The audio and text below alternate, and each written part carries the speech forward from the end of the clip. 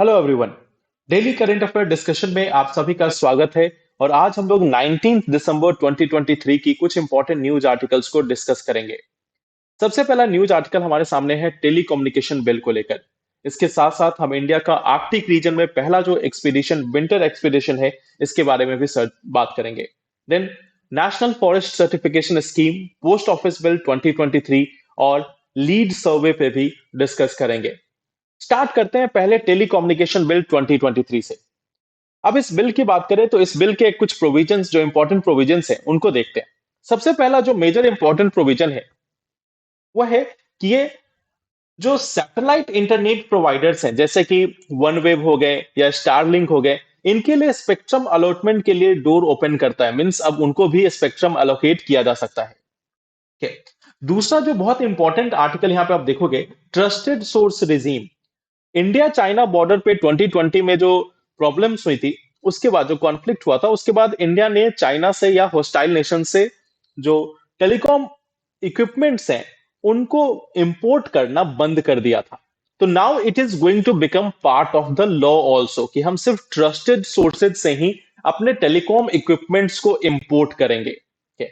साथ ही साथ इस टेलीकम्युनिकेशन बिल का एक इंपॉर्टेंट प्रोविजन है कि अगर ऐसी कोई इमरजेंसी होती है, पब्लिक इमरजेंसी या सेफ्टी इश्यूज, तो उस केस में यूनियन गवर्नमेंट किसी भी टेलीकॉम नेटवर्क का जो ऑपरेशंस है उसको अंडरटेक कर सकती है, उसको खुद संभाल सकती है।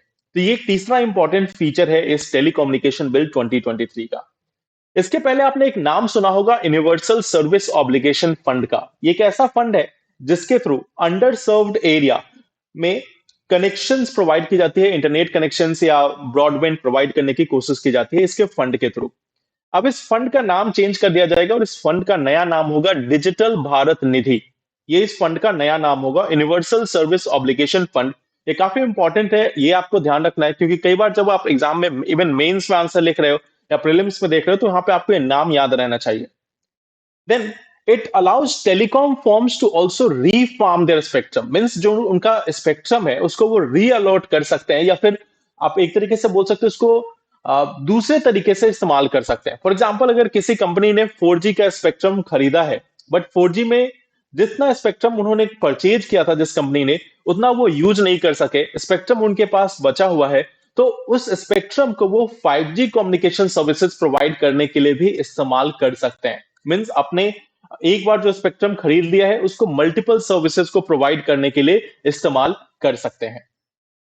अब इसके साथ साथ जो दूसरा न्यूज आर्टिकल है वो है पहला इंडिया का आर्कटिक रीजन में विंटर एक्सपीडिशन। इंडिया का जो पहला विंटर एक्सपीडिशन है आर्कटिक रीजन में, वो स्टार्ट हो चुका है। रमन रिसर्च इंस्टीट्यूट्स के स्टूडेंट्स जो हैं वो इसमें पहली बार पार्टिसिपेट कर रहे हैं। और इसका काम क्या है, यहाँ पे जो रिसर्चर्स हैं वो रेडियो फ्रीक्वेंसी इन्वायरमेंट की कैरेक्टरिस्टिक्स को एग्जामिन करेंगे in the Arctic region. Arctic region में, नॉर्वे में जो रेडियो फ्रीक्वेंसी इन्वायरमेंट है उसको एग्जामिन करने की कोशिश करेंगे। इससे हमें जो ऑटोनॉमी सॉरी एस्ट्रोनॉमी मेजरमेंट्स हैं उनको प्रिसाइजली कैरी आउट करने की क्षमता जो है वो इंक्रीज होंगी। ये जो पूरा प्रोजेक्ट है वो अर्थ साइंस मिनिस्ट्री के द्वारा फंड किया जा रहा है, और national centre for polar and ocean research Goa इस एक्सपेडिशन की नोडल एजेंसी है। अब इसके साथ साथ एक जो तीसरी इंपॉर्टेंट स्कीम आई है वो है national forest certification scheme. Government ने अपनी खुद की फॉरेस्ट सर्टिफिकेशन स्कीम जारी की है, जिसके तहत जो फॉरेस्ट है उसके सस्टेनेबल प्रैक्टिसेस और उसके प्रोडक्ट्स के सस्टेनेबल यूजेस के लिए सर्टिफिकेशन प्रोवाइड किया जाएगा कि क्या फॉरेस्ट सभी स्टैंडर्ड्स को अडेयर कर रहा है या नहीं। Okay. अभी के टाइम में जनरली क्या होता है कि प्राइवेट फॉरेन सर्टिफिकेशन एजेंसीज हैं जो ये सर्टिफिकेशन प्रोवाइड करती हैं, और इंडियन मार्केट में लगभग पिछले 20 सालों से इन्हीं का ऑपरेशन चल रहा है।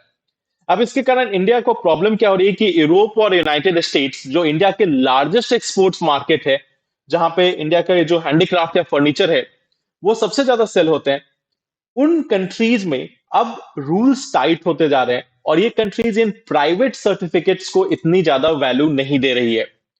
डिफॉरेस्टेशन, ग्रीन वॉशिंग, ये टर्म्स आपने सुना होगा कि ग्रीन वॉशिंग काफी पॉपुलर टर्म है, यूपीएससी ने भी इस पे क्वेश्चन पूछा था। तो इन सभी चीजों को ध्यान में रखते हुए ये डिसाइड किया गया है कि प्राइवेट एजेंसी से सर्टिफिकेशन के बदले अगर नेशनल सर्टिफिकेशन मौजूद हो तो उसकी क्रेडिबिलिटी जो है वो अधिक होगी। और साथ ही साथ इस प्रोसेस में ज्यादा ट्रस्ट ट्रांसपेरेंसी होगा।